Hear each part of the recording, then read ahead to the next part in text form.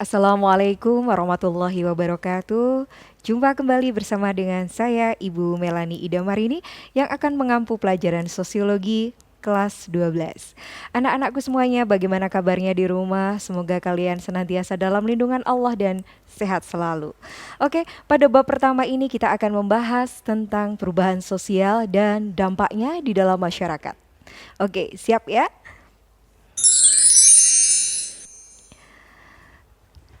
Rebecca Wells mengatakan bahwa manusia harus mampu membayangkan, melaksanakan, dan bersikeras melakukan perubahan sosial jika mereka ingin mereformasi atau bahkan untuk mempertahankan peradaban.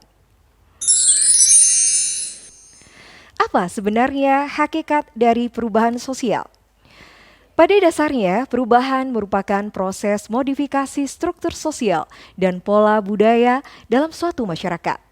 Perubahan yang terjadi dalam masyarakat disebut dengan perubahan sosial, yaitu gejala umum yang terjadi sepanjang masa pada setiap masyarakat. Apa karakteristik perubahan sosial? Yang pertama, bahwa tidak ada masyarakat yang berhenti berkembang. Perubahan yang terjadi pada lembaga kemasyarakatan pasti akan diikuti oleh perubahan pada lembaga sosial yang lain. Perubahan yang cepat biasanya akan mengakibatkan disorganisasi. Perubahan tidak dapat dibatasi pada bidang kebendaan atau spiritual karena keduanya merupakan satu kaitan yang ada timbal baliknya. Kemudian yang kelima, dalam menghadapi perubahan yang paling penting adalah bagaimana seseorang menyikapinya sehingga tidak menjadi korban perubahan, tetapi kita harus menjadi penentu perubahan. Ada beberapa teori-teori perubahan sosial yang akan kita pelajari. Yang pertama adalah teori siklus. Teori ini mengatakan bahwa perubahan sebagai sesuatu yang berulang-ulang. Apa yang terjadi sekarang pada dasarnya memiliki kesamaan atau kemiripan dengan apa yang telah terjadi sebelumnya, di mana perubahan siklus ini merupakan perubahan yang menyerupai bentuk spiral. Selanjutnya adalah teori perkembangan. Teori ini dikenal dengan teori perkembangan atau linier. Teori perkembangan dibagi menjadi dua, yaitu teori evolusi dan teori revolusi. Penganut teori evolusi berpandangan bahwa masyarakat secara bertahap berkembang dari primitif, tradisional menuju masyarakat modern yang kompleks dan maju. Dan yang ketiga adalah teori gerakan sosial. Teori ini menyatakan bahwa perubahan suatu peradaban ke peradaban lain tidaklah selalu melalui jalan damai.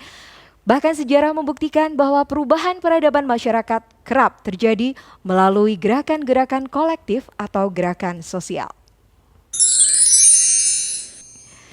Teori modernisasi. Teori ini melihat bahwa perubahan negara-negara terbelakang akan mengikuti jalan yang sama dengan negara industri di barat.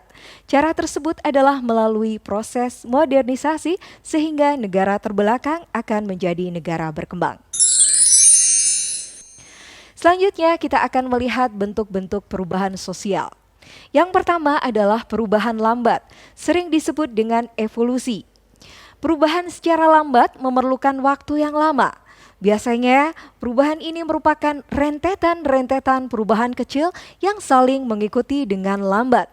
Pada teori evolusi, perubahan terjadi dengan sendirinya tanpa adanya rencana, tanpa adanya kehendak tertentu.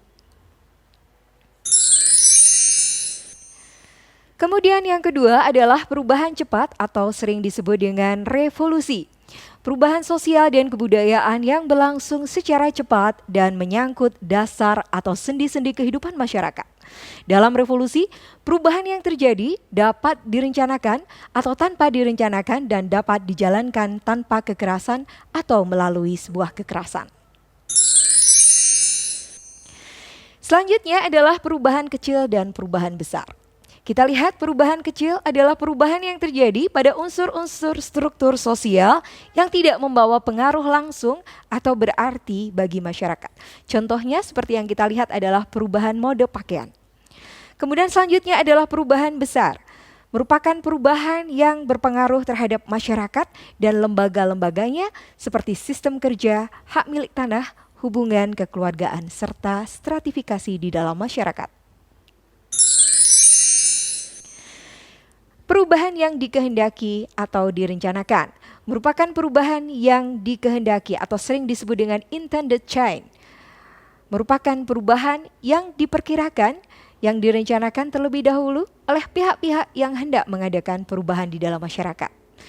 Dan selanjutnya adalah perubahan yang tidak dikehendaki atau tidak direncanakan, di mana perubahan ini merupakan perubahan yang terjadi di luar jangkauan pengawasan masyarakat atau kemampuan manusia. Perubahan ini dapat menyebabkan timbulnya akibat-akibat sosial yang tidak diharapkan di dalam masyarakat. Selanjutnya adalah perubahan struktural dan perubahan proses. Perubahan yang sangat mendasar yang menyebabkan timbulnya reorganisasi di dalam masyarakat, sedangkan perubahan proses adalah perubahan yang sifatnya tidak mendasar. Perubahan tersebut hanya merupakan penyempurnaan dari perubahan-perubahan sebelumnya. Selanjutnya kita akan membahas faktor penyebab perubahan sosial. Ada dua faktor. Yang pertama adalah faktor internal dan yang kedua adalah faktor eksternal. Faktor internal penyebab perubahan sosial adalah bertambah atau berkurangnya penduduk, adanya penemuan baru, pertentangan di dalam masyarakat, dan terjadinya pemberontakan atau revolusi. Sedangkan faktor dari luar yang menyebabkan perubahan sosial adalah lingkungan fisik yang ada di sekitar manusia, adanya peperangan dan pengaruh kebudayaan masyarakat lain. Faktor pendorong perubahan sosial. Ada kontak dengan kebudayaan lain, sistem pendidikan formal yang maju, sikap menghargai hasil karya orang lain, adanya sikap toleransi, dan lain sebagainya. Ada faktor penghambat perubahan sosial. 1. Kurangnya hubungan dengan masyarakat lain, perkembangan ilmu pengetahuan yang terlambat, serta sikap masyarakat yang masih mengagungkan tradisi masa lampau dan cenderung konservatif. Untuk yang lainnya nanti silahkan kalian baca sendiri di LKS yang sudah dibagikan. Kemudian selanjutnya adalah akibat perubahan sosial. Jadi kita ketahui bahwa perubahan sosial bisa mengakibatkan ketidakseimbangan sistematik yang akan melahirkan kondisi disorganisasi atau disintegrasi sosial. Dan ini kalau terjadi secara terus-menerus akan memunculkan situasi chaos atau kacau, dan puncaknya nanti adalah adanya anomi atau keadaan tanpa aturan yang akhirnya akan melahirkan fenomena kesenjangan budaya atau kultur lag. Bentuk-bentuk integrasi yang ada di dalam masyarakat adalah adanya pergolakan daerah, aksi protes dan demonstrasi, kriminalitas serta kenakalan remaja.